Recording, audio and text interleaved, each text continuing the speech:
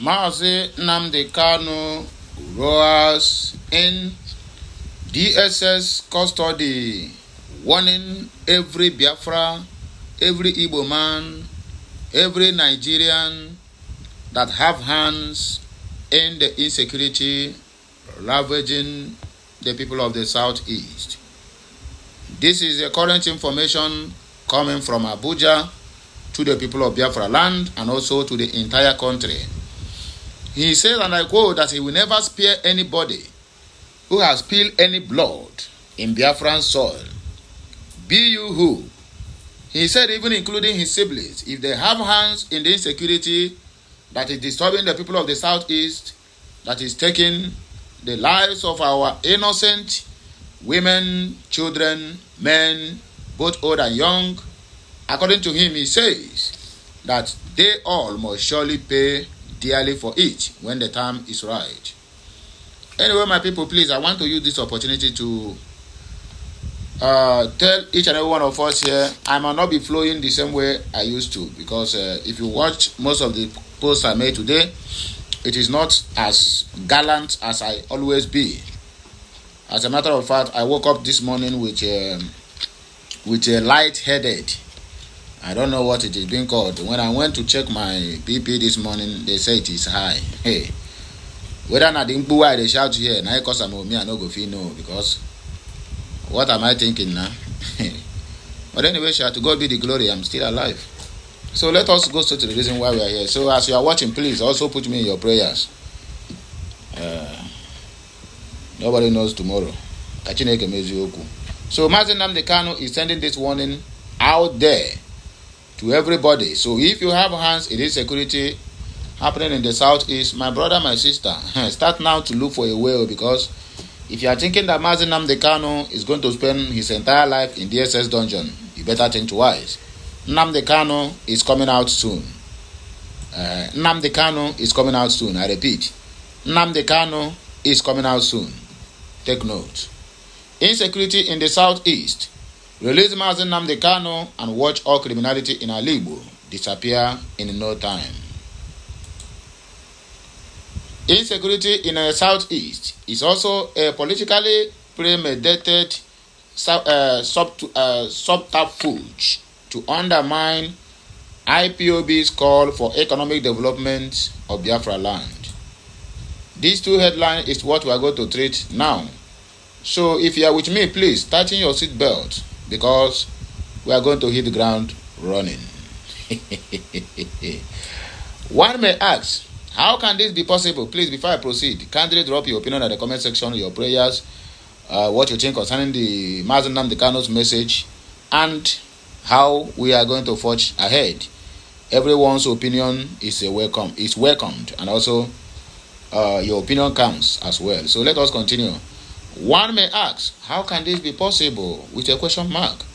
From all indices gathered through intelligence, the reason why insecurity in Southeast persists is because those detaining Mazi Nnamdi Kanu illegally do not want the criminalities in Southeast to end. Both the tribalized federal government, Nigeria-biased security agencies, and some Igbo politicians are in the same WhatsApp group of fueling insecurity in Southeast. Recall that Mazi Nnamdi Kanu said during one of his court appearances, stated, I want Biafra land to be calm. I'm here in detention because I want our people to be safe. We are doing what we are doing to protect our people, not to kill them. Anybody using my name to commit crimes is a criminal, and I suspect that those in government are benefiting from this insecurity. I give you 2 minutes. If I am out from this detention, 2 minutes, and everywhere will be quiet. They are using the fact that I am in detention to commit all manner of nonsense. Be you who, please, take this warning to the bank. When I am out, you people, you will see what you do to your own self.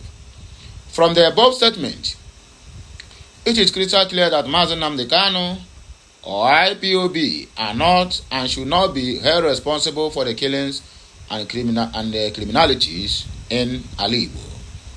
However, should Mazi Nnamdi Kanu be released unconditionally with just a single order, speech in a broadcast from him. Everyone, both the criminals in Igbo, knows what will follow. There will be normalcy again. Yes, absolute normalcy will set in over time. This is how it's gonna work. Normalcy will return through a very magnanimity of an unconditional release of Mazi Nnamdi Kanu, who has been the focal point, the name and the person of which these agent provocateurs criminals say they are working for his release, whom every intellectual, both in and outside Igbo land, has blamed for the insecurity in Southeast. Yes, his release and subsequent broadcasts addressed to Biafrans will bring the insecurity in Southeast to a halt, including the Fulani herdsmen terrorist activities in East. Also, after his release, the government and the security agencies who recruited Asari boys created splinter groups from Ibubago working for the Finland agent provocateur, now in prison, and some cultists including Imo prisoners in 2021 for the hatchet job of blackmailing Nnamdi Kanu and impersonating IPOB and ESN. With no other job to do since Nnamdi Kanu have been released. It will become a time for cleansing for the politicians and security of forces who armed these criminals. The Nigerian security forces will begin to clear these boys out. Those boys they recruited, that is when many will begin to understand that the Nigerian security forces know where these criminals and their camps are. They know where the likes of Gentle the Yahoo, Bush Baby, and all of them operating from, Olo to Okigwe, are camped. If the Nigerian security forces do not clean their mess, probably IPOB may deploy ESN tactical squad to do the needful without social media noise. Politicians in the Southeast who are in collusion with these criminals will become very restless then. Even their so-called boys who work for them, many will be neutralized discreetly to avoid disclosing their secret operations should they fall into the hands of ESN tactical squad. The bottom line is that the political dynamics in Southeast will dramatically shift and a new wave of political influence will rise. Yes, Mazi Nnamdi Kanu will by then be positioned, though by virtue of his magnanimity as IPOB leader, sacrifices an indefatigable spirit as a major state actor, stakeholder, not just in Southeast, but in Nigeria without holding any political office. By then, every order, speech or broadcast made by Mazi Nnamdi Kanu or even from IPOB will become an uncontested force, influence and policy in the region. No governor or senator will want to question the integrity and legitimacy of Mazi Nnamdi Kanu or IPOB in order to fall out with the people. Either they negotiate and dialogue with Nnamdi Kanu and IPOB or become the enemy of the people. That is what Igbo politicians are working very hard to avoid it happening. This is why they don't want the release of Mazi Nnamdi Kanu so that he won't come out to usurp or rather usurp their political influence in Igbo.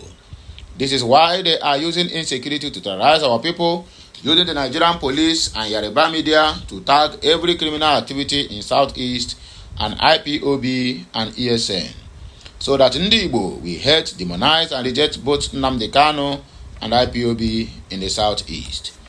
This is what is driving the insecurity in Southeast, and the moment Mazi Nnamdi Kanu is released unconditionally, Igbo will not only return to its peaceful nature, but a new political reality will take shape in Southeast and even in the East at large. Moving forward,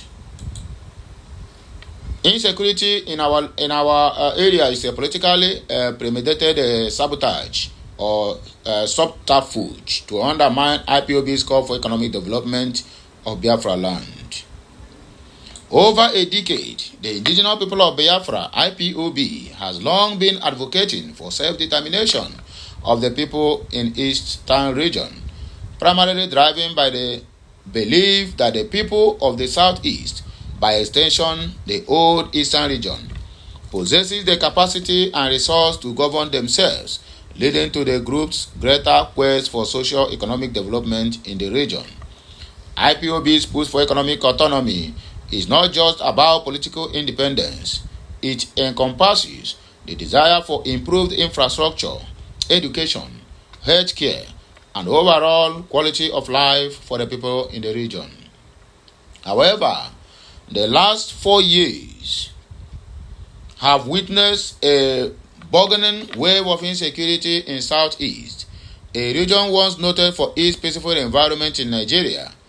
This unsettling trend raises questions not only about the immediate implications for safety and economic stability, but also about the underlying motivations driving this new prevalent destabilizing event across states in Southeast. Many observers argue that the persistent violence and chaos are more than spontaneous occurrences. They are politically motivated acts designed to undermine the indigenous people of Biafra, IPOB, and their calls for economic development in Biafra territory.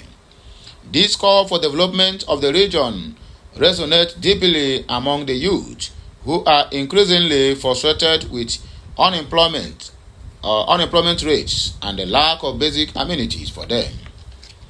IPOB represents not just a political statement but a beacon of hope for a future where they can thrive.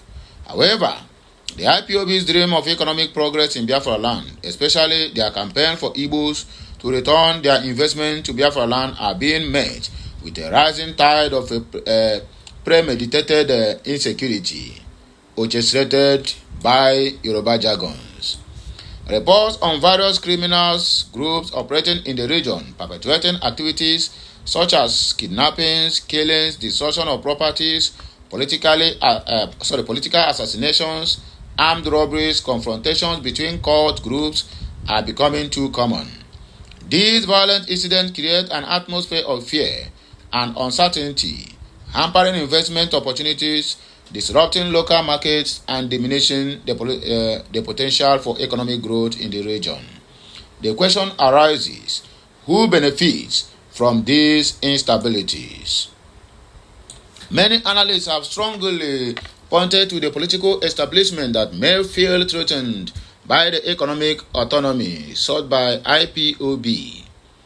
By fostering an environment of fear and insecurity, these actors actively undermine IPOB's message of invest in Igbo land and discredit its call for development of the region. Therefore, the insecurity in the southeast can obviously be seen through the lens of a politically premeditated subterfuge or subterfuge.